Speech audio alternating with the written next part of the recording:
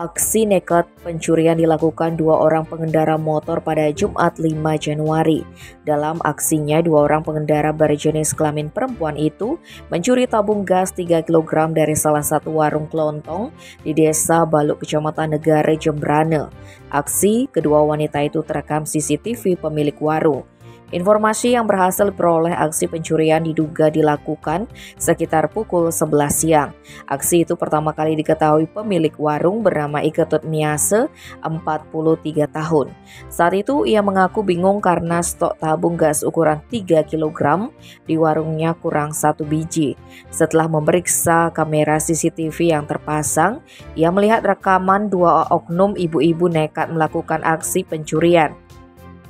Ia menuturkan biasanya ada catatan tetangga pinjam tabung gas, namun setelah dicek tidak ada catatan. Saat kejadian dirinya tengah berada di sebelah timur warung sedang mencuci botol bekas. Saat itu tidak mengetahui kedatangan kedua pelaku tersebut.